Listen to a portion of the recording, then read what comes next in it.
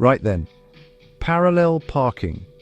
Two words that strike more fear into the hearts of drivers than impending MOT or fuel prices are up again. It is quite simply the Everest of urban driving. A challenge so daunting that many would rather drive 3 miles to a supermarket than attempt to slot their motor into a perfectly good space right outside the shop. They get all flustered, palms sweating, convinced the entire world is watching and judging their every clumsy, panicked turn of the wheel. It's nonsense, of course. This isn't some dark art known only to a secret society of London cabbies. It's a science, a dance. And today, you are going to learn the steps. The goal is simple: to get your car from a position alongside another vehicle and slide it gracefully backwards into the space behind it, without scraping a single alloy wheel or causing a traffic jam that stretches back to the Jurassic period. The problem is that most people approach it with pure guesswork. They yank the wheel one way, then the other, hoping for the best. This is the motoring equivalent of trying to bake a cake by just chucking random ingredients into an oven. It's not going to end well. What you need is a system, a repeatable, foolproof method that takes the anxiety out of the equation.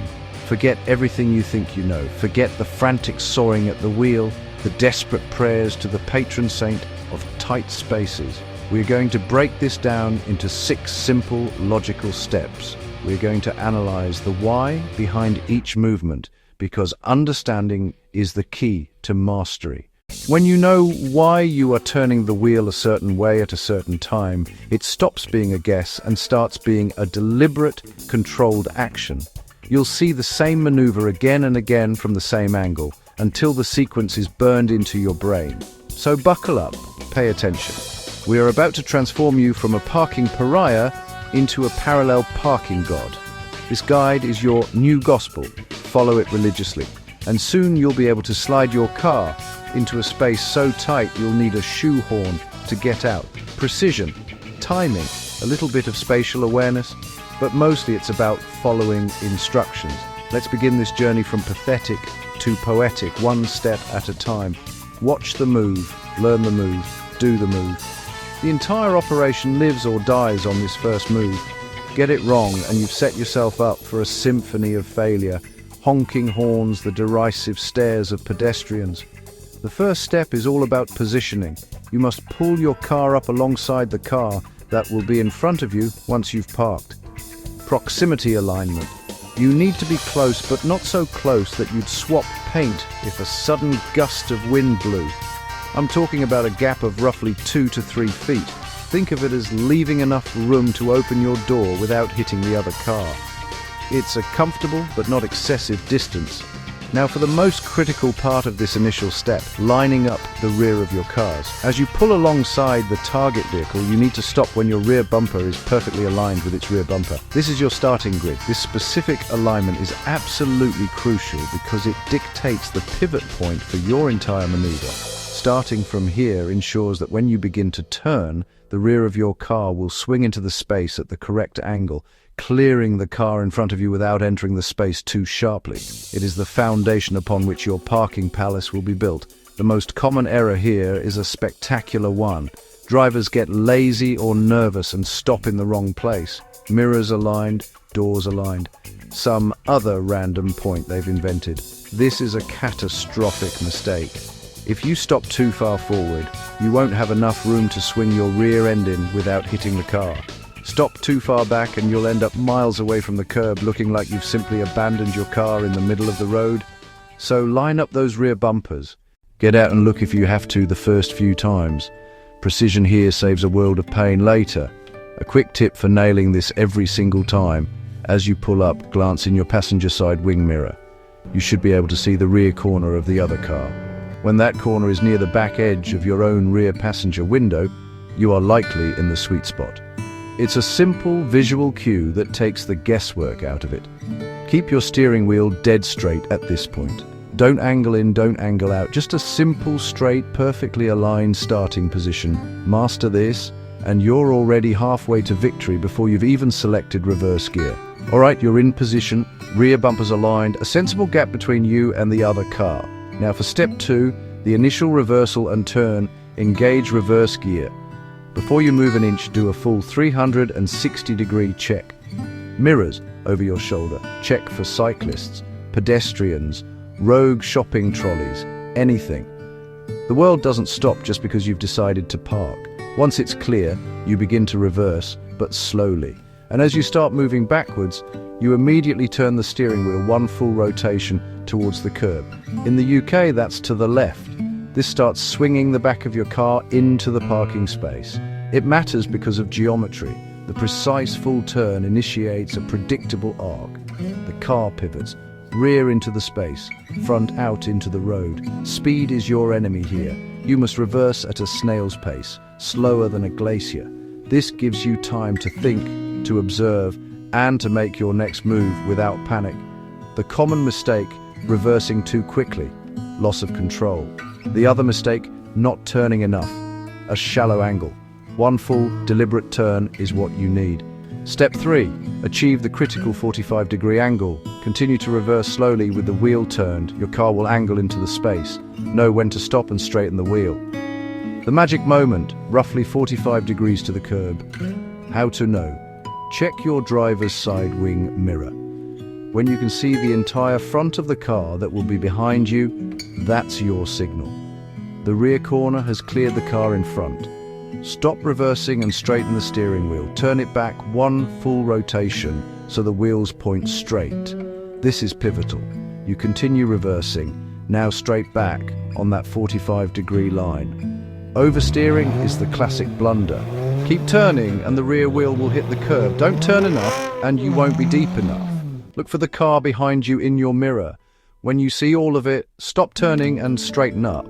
It's a simple, repeatable, visual checkpoint. You have successfully angled the car in. You're reversing straight back on a 45-degree angle, and the suspense is palpable. Now for the glorious counter move. Step 4, swinging the front end in. Continue to reverse slowly with your wheels straight. You're watching for one thing and one thing only. The front corner of your car, clearing the rear corner of the car in front of you. The moment your front bumper is past their rear bumper, you stop reversing. This is the instant you execute the swing. Turn the steering wheel fully in the opposite direction, all the way to the right, until it locks. It's a big, confident move. The front of your car elegantly tucks into the space behind the car in front. Begin reversing again slowly. The front swings toward the curb while the rear moves slightly away. This is the part where most people panic and think they are about to hit something. But with the 45-degree setup, the geometry is on your side. You are simply completing the S-shaped curve you started. The common error is guessing when to make this turn. Turn too early.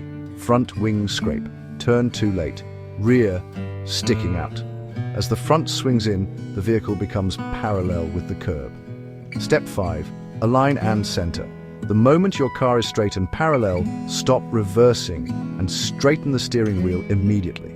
Turn it back until the wheels point forwards. You should now be parked, maybe a little too close to the car in front or the one behind.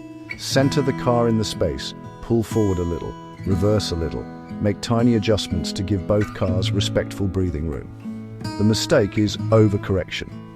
People leave the wheel turned and end up zigzagging like a confused wasp. Once parallel, straighten the wheel first, then make small forward and backward adjustments. This keeps you perfectly aligned with the curb. Aim for about 6 to 12 inches from the curb, close enough to be proper, but not so close tires are scuffed.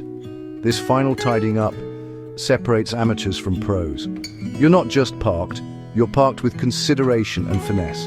And there you have it, the grand spectacle of parallel parking, demystified.